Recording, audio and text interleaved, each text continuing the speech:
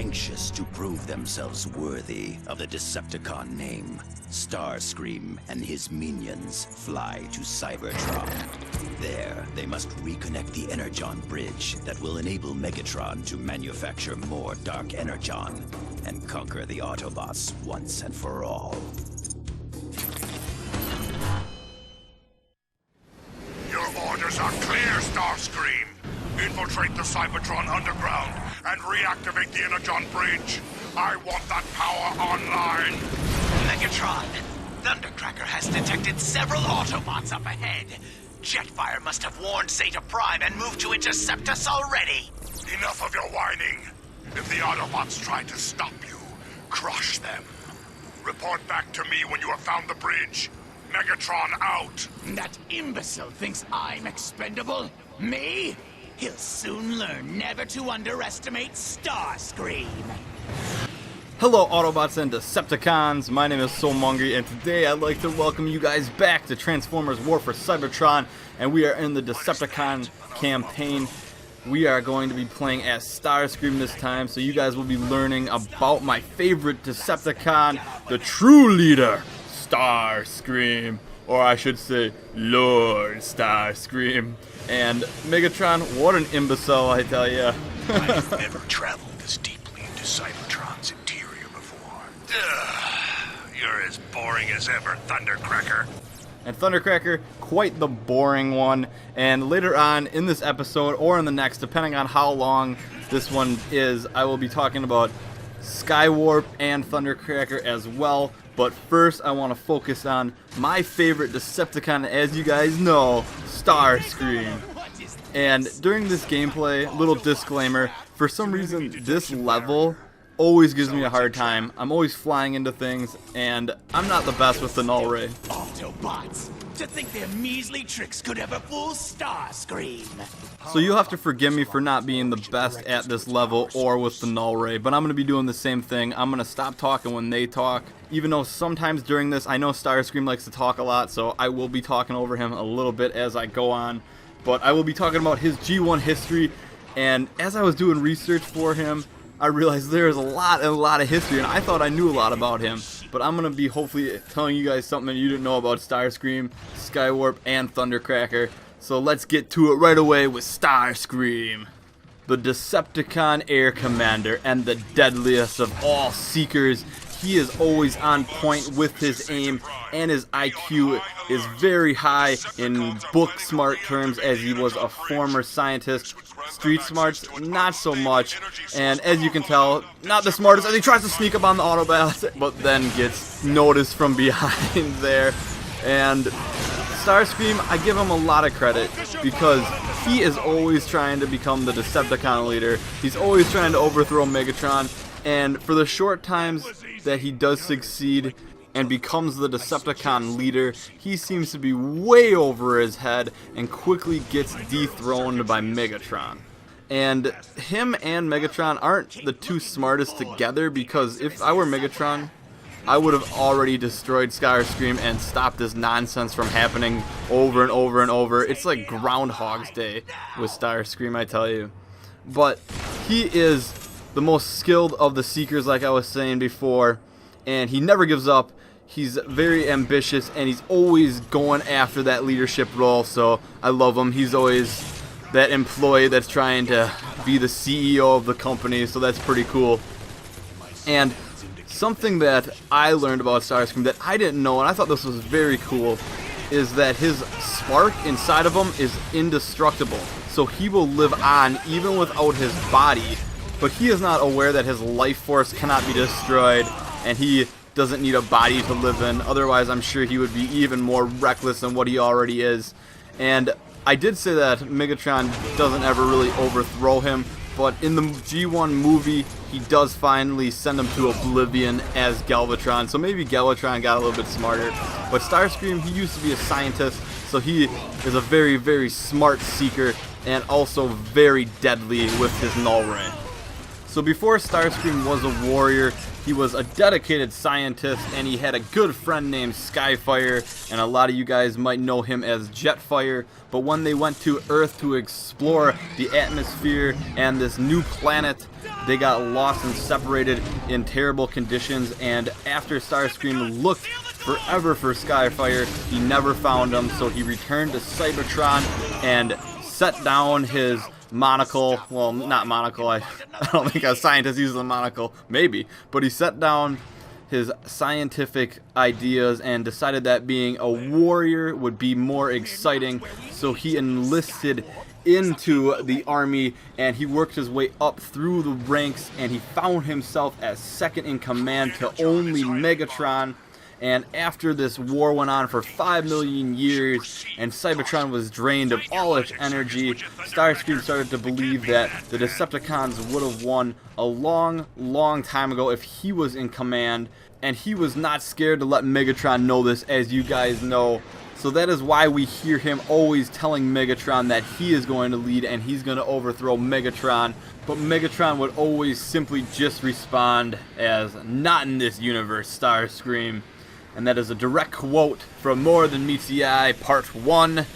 And I will give you guys some quotes as we go along as well, every once in a while. And if you watched my other playthrough from before, and as I fly into the ceiling, where am I going here? But as you watched my other playthrough before, I talked a little bit about the Decepticons chasing down the Autobots and them crashing on Earth. And 4 millions and millions of years go by, and then they get awoken from Seeker, who slides into this beam that brings him back to life after a volcano erupts.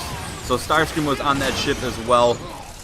And after Seeker revived all the Decepticons, Starscream was the reason that the Autobots got revived, as he blasted the cruiser back down, and it shifted Optimus into this beam as well. So the Decepticons were preparing for a way back on their ship, and Starscream, not the brightest spark on Cybertron. And I don't get it. Being a scientist, you'd think he would know better, but he's decided to test some of these Energon cubes they were collecting, and of course, they couldn't take off right away because of that. And then, even after that, one second here, we got a cutscene. We're getting close. The next entrance is just on the far side of this canyon.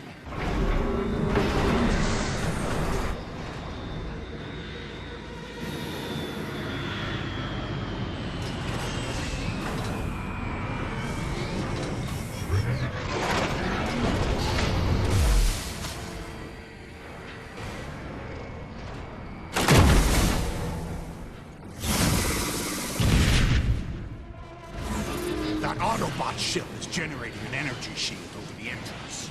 I can see that for myself, Thundercracker. Enough babbling. Destroy it. Target the mortars first.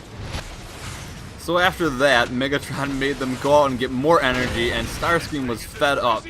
So he decided to take a shot at Megatron, but Megatron was warned by Commander Soundwave that Starscream shot, so Megatron was able to block this shot and shoot back at Starscream, and it brought Starscream to his knees.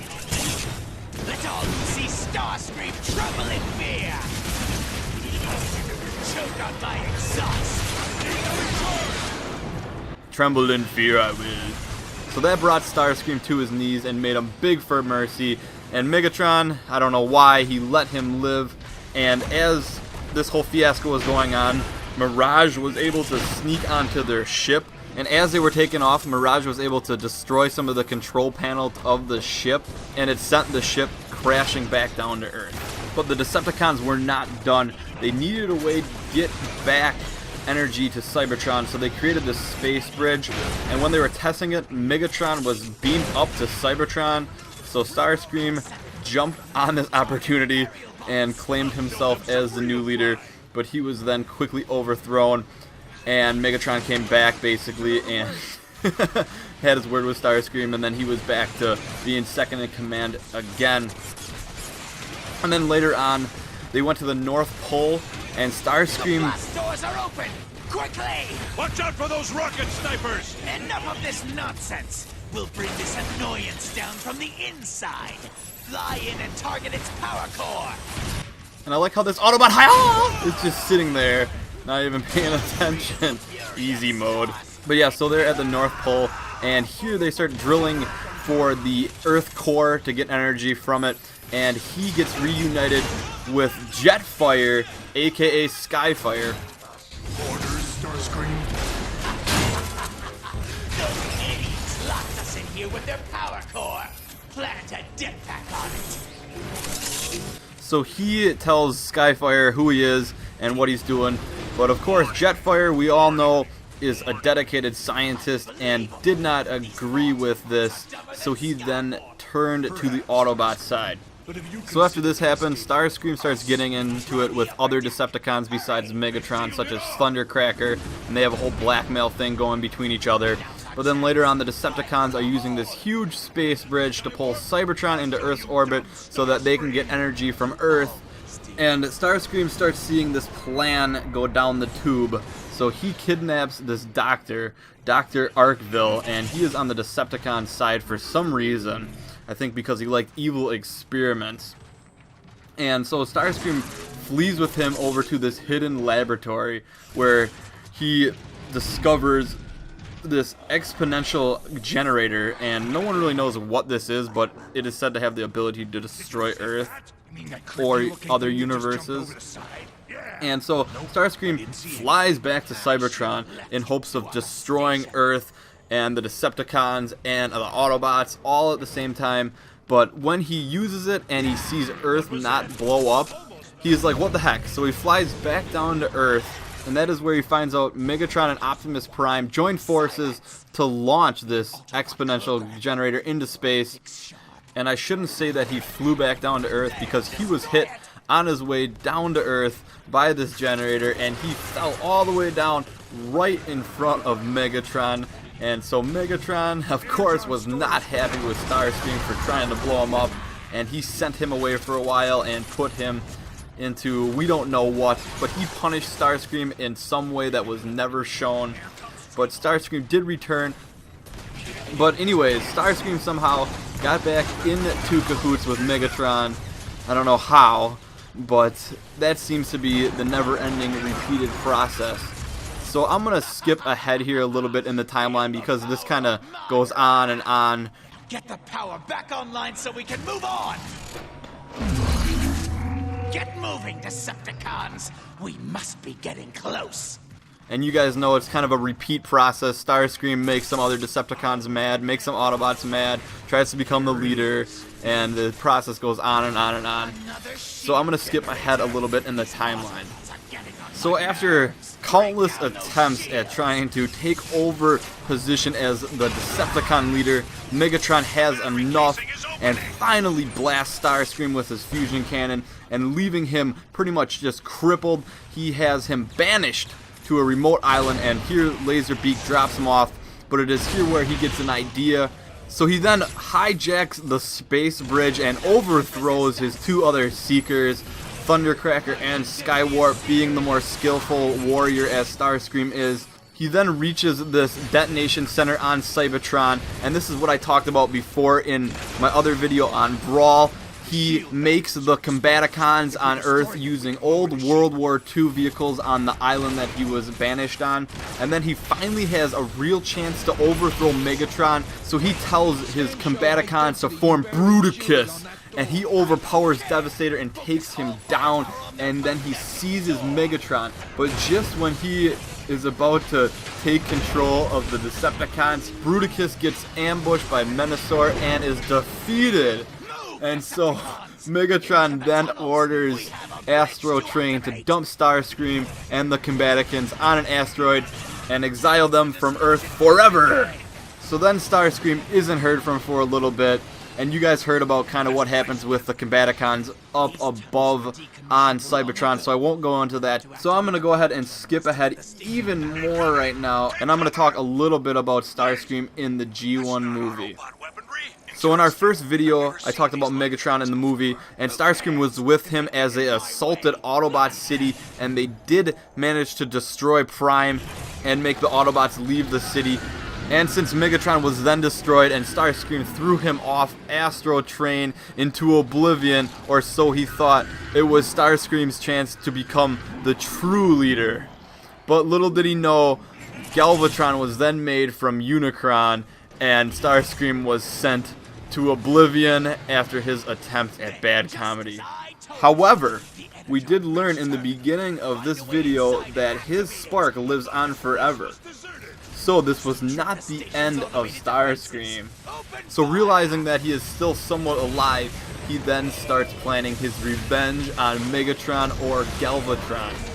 During this time, he managed to take over Cyclonus' body, and him and Octane, who we also learned about in a previous episode, conspired to hand Galvatron over to Rodimus Prime, who was the new Autobot leader, but Galvatron was definitely too smart for this trap. So Starscream, of course not liking Cyclonus' body, it wasn't as good as his old body, he then started seeking to reactivate Unicron in hopes that Unicron could restore his old body. So he did manage to get Unicron's head back online, and this is where Unicron's head gave Starscream 3 tasks to complete in order to get his body back online. He had to get the eyes of Metroplex and the transformation cog of Trypticon. So he was pretty successful in these first 2 steps, except for a little mishap. He had to use one of Trypticon's eyes instead of one of Metroplex's eyes because of a mishap he had. Starscream, report! Megatron! We're encountering significant Autobot resistance, but I will not suffer excuses. Do not fail me. You really told him, Starscream. silence! Soon the Decepticons will be mine to control. Megatron will serve me! Whatever you say, Starscream. And he was actually using Scourge's body at the time, but Scourge managed to disconnect with Starscream and flee from Starscream. So Starscream had one last task to do for Unicron, and it was to put his head on Cybertron so that he could use that planet for his new body. But Starscream didn't have a body to use anymore, so he demanded that Unicron give him back his old body. So Unicron gave him back his old body, but of course Starscream goes ahead and double crosses him and then tosses the cables needed to hook up his head onto the ground and says, "Unicron, do it yourself." Just as he said this, a huge explosion goes off, and because the Autobots heard of what was going on, they planted explosives, and this blew Starscream and Unicron's head off into space, and they are still floating through the universe today. Alright guys, I'm going to end this episode right here. Remember to leave a comment, leave a rating, and subscribe for more Transformers. In the next episode, I will try to cover Skywarp and Thundercracker. Have a good day, guys. Skywarp.